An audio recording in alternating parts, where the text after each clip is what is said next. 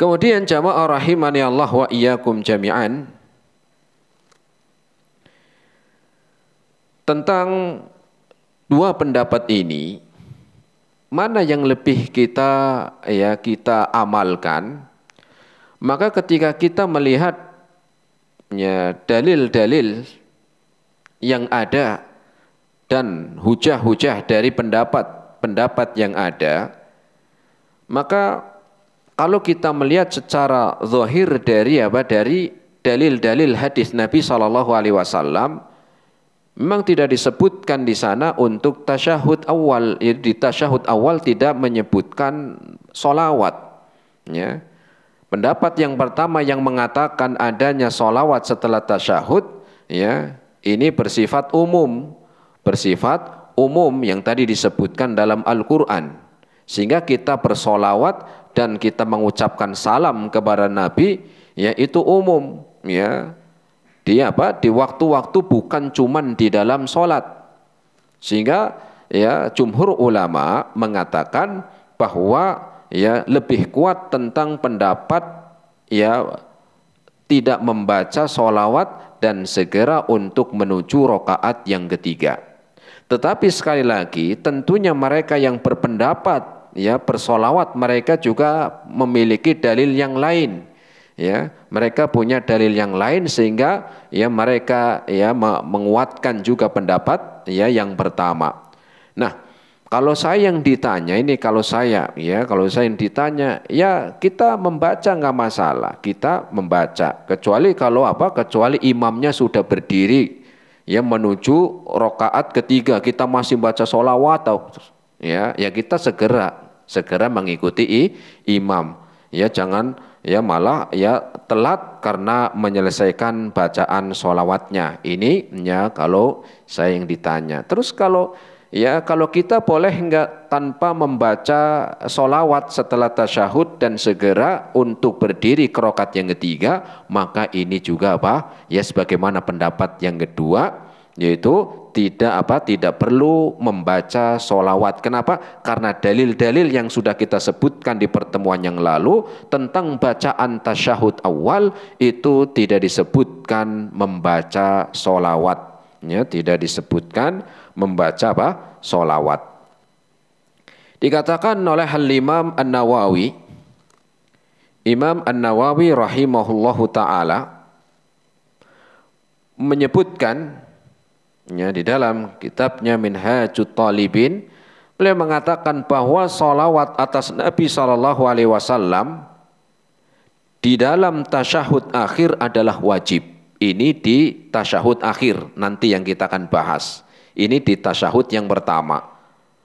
Sedangkan di dalam tasyahud yang pertama, yang ini kita bahas, kata Imam An-Nawawi, sedangkan di tasyahud awal termasuk sunnah.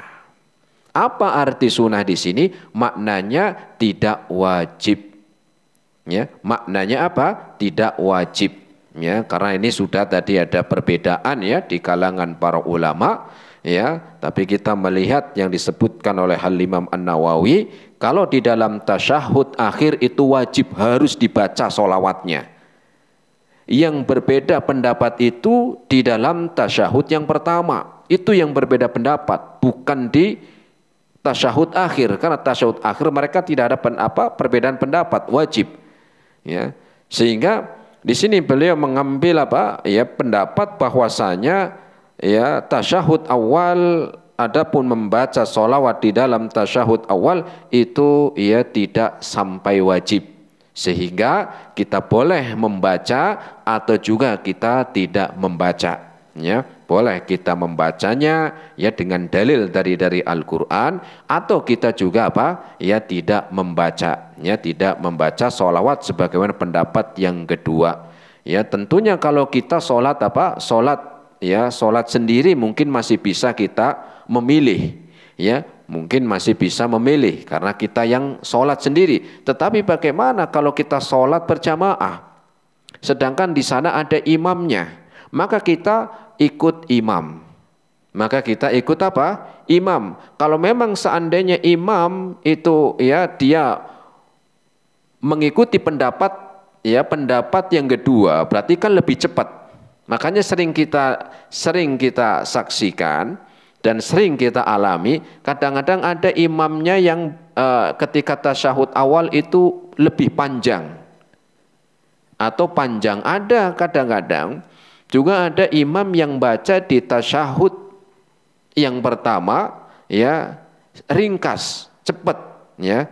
Ya mungkin kita berhusnudzon kepada mereka yang imamnya membaca tasyahud awal itu apa? Ya agak lama dikit, enggak lama banget, agak lama dikit. Itu mungkin karena dia mengikuti pendapat yang pertama, yaitu membaca sholawat. Adapun kalau kita mengikuti imam yang tasyahud awalnya itu cepat, ya cepat, karena mungkin dia mengikuti pendapat yang kedua, sehingga kita sebagai makmum, maka ikuti imam. Kita ikuti imam. Makanya Rasul sallallahu alaihi wasallam bersabda, "Ju'ilal imamu liyutamma bihi."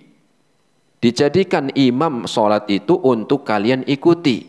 Artinya apa? Kalau memang imamnya itu segera, itu tidak lama di dalam tasyahud awal, ringkas, ya, singkat, maka kita ikuti imam.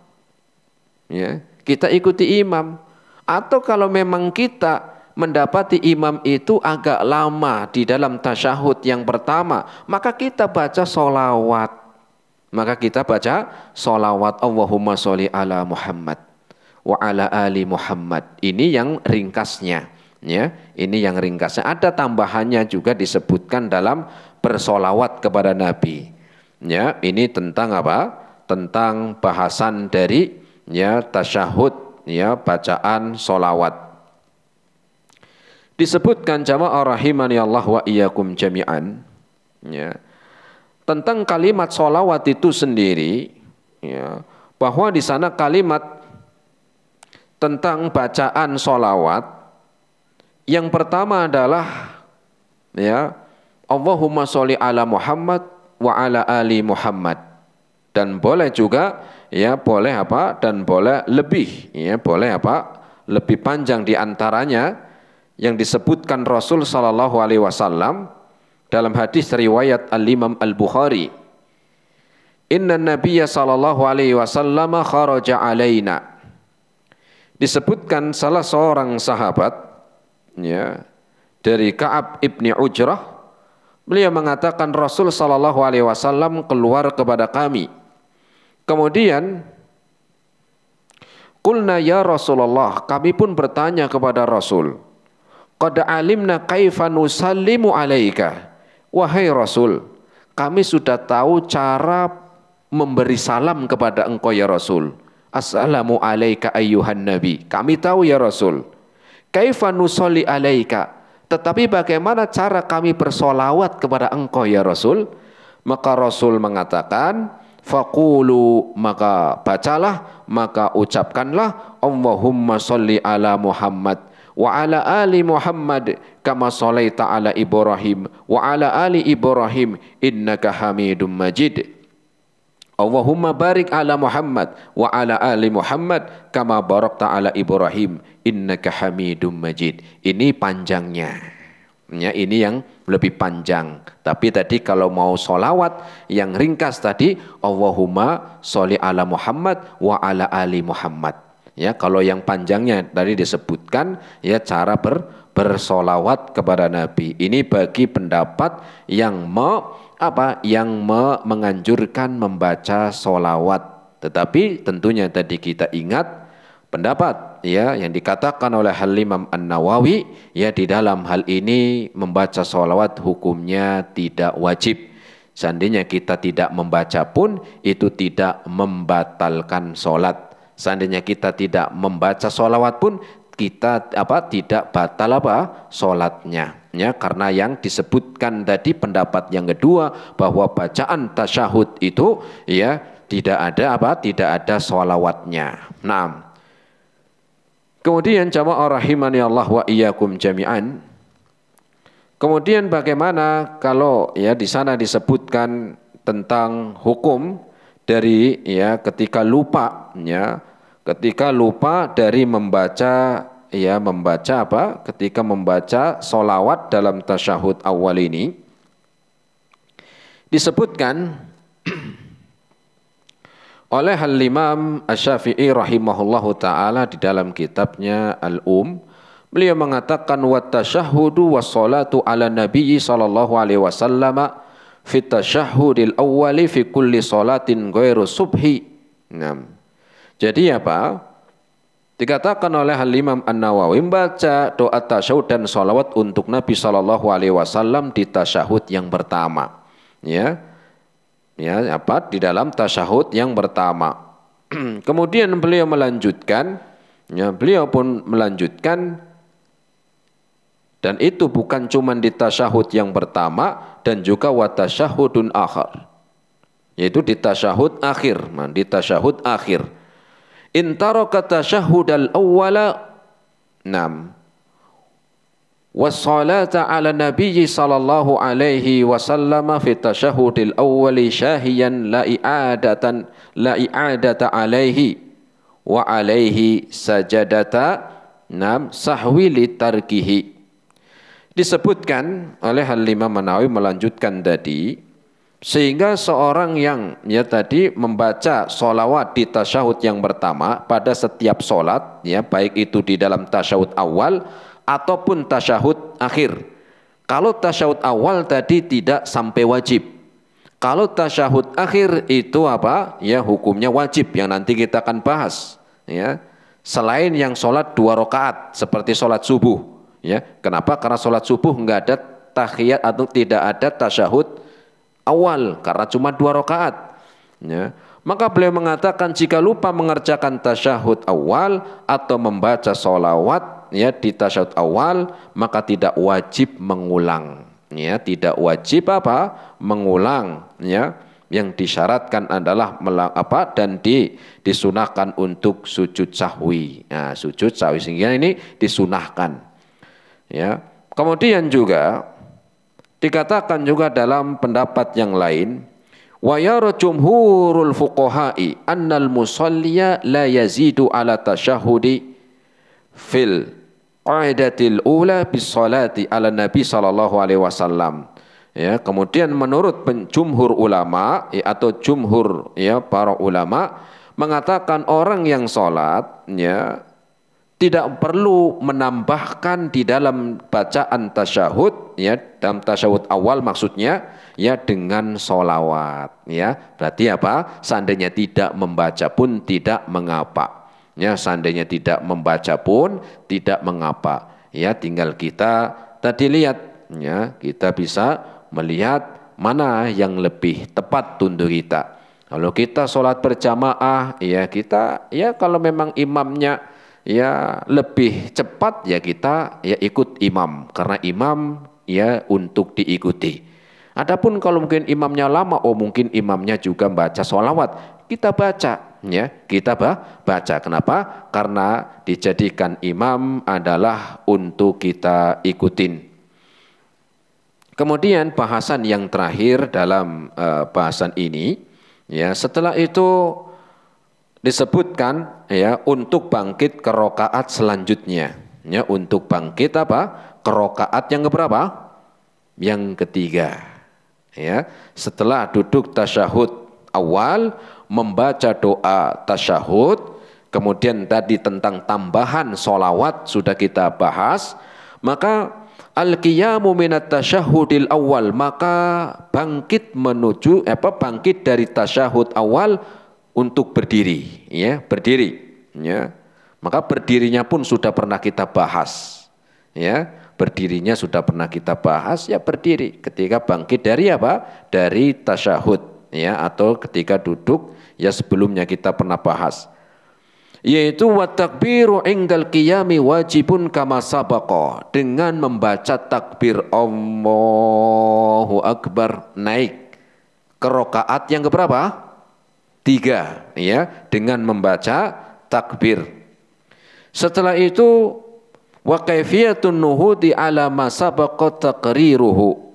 Adapun cara bangkitnya sudah kita bahas, ketika kita membahas bangkit dari sujud, maka catatannya dibuka lagi, ketika kita membahas bangkit dari sujud untuk berdiri sudah pernah kita bahas. Maka demikian juga ya dengan membaca ya takbir. Kemudian ya disebutkan setelah itu wa rafa'al yadaini ila hadzi mankibain. Maka setelah itu dianjurkan untuk mengangkat kedua tangannya sejajar dengan pundaknya. Setelah berdiri bangkit dari apa? Dari tasyahud awal, berdiri ya tegak, kemudian mengangkat kedua tangannya sejajar apa? Ya hadzi mankibain. Apa? Ya mankibain ini sejajar dengan pundak. Ya, sejajar dengan pundak, mengangkat tangan sejajar dengan apa? Pundak. Au ila furu'il udhunain, atau boleh juga mengangkat ya tangan ya kedua tangannya ketika bangkit ya menuju rakaat yang ketiga, yaitu apa? Ya sejajar atau di bawah telinga ya. Ya, di bawah telinganya sekitar apa? Telinga. Nah, boleh sejajar dengan pundaknya atau juga ya sejajar dengan apa? Dengan daun telinganya. Nah, boleh. Ya, kemudian disebutkan alama sabaqat taqriruhu fi mawadhi'i raf'il yadain, dan ini sudah pernah kita bahas tentang mengangkat kedua tangan ketika sholat. Ini juga sudah kita bahas ketika kita ya membahas di awal pelajaran ini tentang tata cara sholat, ketika kita membahas apa? Ya, takbir dulu di awal-awal kita pernah membaca takbir, kemudian mengangkat tangan. Caranya seperti apa? Itu sudah kita sebutkan. Ini jamaah rahimani Allah wa iyyakum jami'an tentang bacaan sholawat ya setelah tasyahud, kemudian setelah itu bangkit. Ya, setelah itu bangkit dari apa? Ya tasyahud awal, duduk tasyahud awal, kemudian berdiri tegak, membaca takbir Allahu Akbar, dan boleh mengangkat kedua tangannya sejajar dengan pundaknya, dan juga boleh ya mengangkat kedua tangannya sejajar dengan daun telinganya. Allahu a'lam bishawab. Ini jamaah rahimani Allah wa iyyakum jami'an. Sebelum kita akhiri, kita sampaikan juga bahwa perbedaan-perbedaan di dalam fikih ibadah itu ya seringkali ya terjadi, tetapi bagi kita seorang thalib atau seorang yang ya tidak banyak mengetahui tentang ya perbedaan itu, maka ya selama itu ada dalilnya, ada hujahnya, maka bisa kita amalkan ya, karena mereka para ulama sudah berbeda di situ. Maka kita diperintahkan untuk tasamuh, yaitu berlapang dada dan bertoleransi tanpa menyalahkan satu dengan yang lainnya.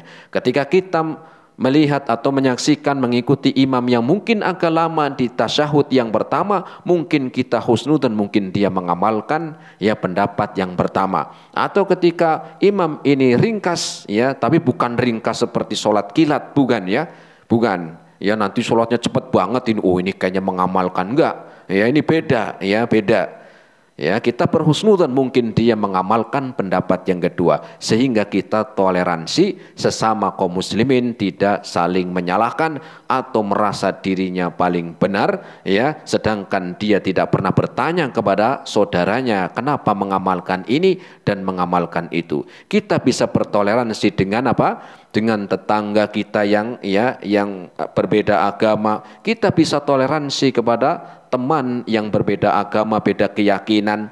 Maka kenapa kita tidak bertoleransi kepada saudara kita yang mereka adalah orang muslim? Itu pun terjadi sedikit perbedaan, bukan di pokok, bukan di usul, tetapi perbedaan itu terjadi di dalam bahasan yang furu', pembahasan yang cabang, bukan pembahasan yang inti dan dasar. Allahu a'lam bishawab. Ini yang bisa kita sampaikan, semoga bermanfaat. Terima kasih atas segala perhatiannya, mohon maaf atas segala kekurangannya. Kita akhiri subhanakallahumma bihamdika asyhadu an la ilaha illa anta astaghfiruka wa atubu ilaik. Wassalamualaikum warahmatullahi wabarakatuh.